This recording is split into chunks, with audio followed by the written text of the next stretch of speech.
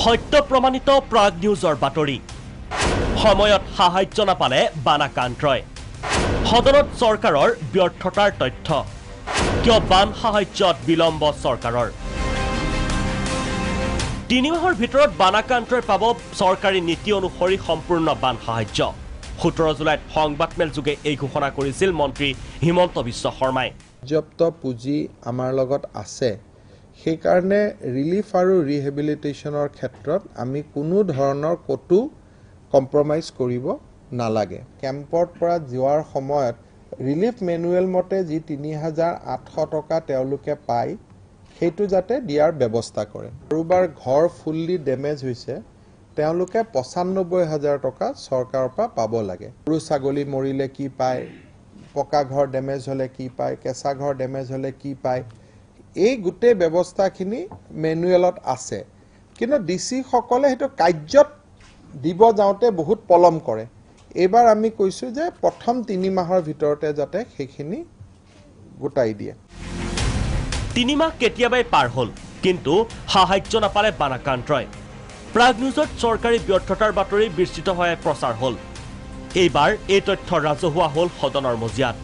বান সাহায্য সম্পৰ্কীয় এক প্ৰশ্নৰ বিপৰীতে বিধায়ক জাকিৰ হুছেইন সিকদাৰে চৰকাৰৰ পৰা কি উত্তৰ পালে শুনক বানপানীত ক্ষতিগ্ৰস্ত হোৱা বিভিন্ন ধৰণৰ পৰিয়ালক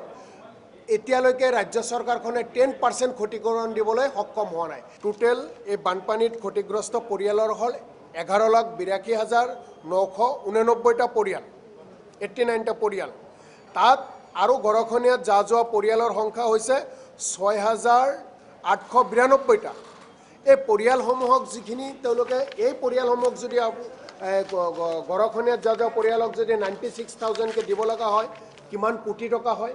আৰু 11 লাখৰ ওপৰত যিখিনি পৰিয়াল ক্ষতিগ্ৰস্ত হৈছে তেওঁলোকক যদি 3,800 টকাকেও দিব লগা হয় কিমান টকা হয় আপোনালোকক তথ্য দিছো বৰ্তমানলৈকে মাত্ৰ এই চৰকাৰখনে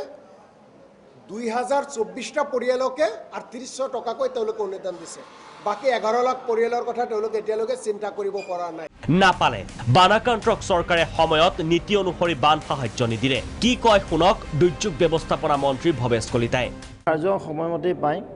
কিন্তু এইবিলাক অনলাইন হয়তো আজিকালি কেছলেছ হৈছে চেক সিস্টেমত নিদিয়ে পইচাটো বা কেছ নাই যেটো আৰু অনলাইন তেওঁলোকৰ নাম্বাৰবিলাক দিব লাগে এইবিলাক ভেৰিফিকেশ্যন কৰাৰ পিছতে সোমাই এইটো আৰটিজিএছ কৰি দিয়া হয়তো পাই আছে এইটো স্লেব ৱাইজ দি আছে কিন্তু ভেৰিফিকেশ্যন কৰিব লাগিব না যধে মধে এখন লিষ্ট পঠাই দিব সেই লিষ্টখনক আমি ইয়াৰ পৰা পইচা দি পঠাব আমাৰ বিভাগে ৰাজহ বিভাগে সেইকাৰণে ইয়াৰবিলাক সেকেন্ড ভেৰিফাই কৰি পঠাই দি আছে ব্যৱস্থা কৰি আছে পাই আছে পইচাবিলাক হিমন্তৰ পিছত এইবাৰ আশ্বাস মন্ত্ৰী ভৱেশ কলিতাৰ পিছে কেতিয়া পূৰণ হ'ব চৰকাৰৰ প্ৰতিশ্ৰুতি আৰু কিমান দিনলৈ সাহায্যৰ বাবে বানাক্ৰান্তই হাহাকাৰ কৰিব নে ঘোষণাতে সীমাবদ্ধ থাকিব চৰকাৰৰ প্ৰতিশ্ৰুতি সেয়া স্পষ্ট হ'ব অনাগত সময়ত ভিডিঅ' জাৰ্নেলিষ্ট দিলীপ আৰু ৰিজুৰ সহযোগত ৰমেন কলিতা ৰিপৰ্ট প্ৰাগ নিউজ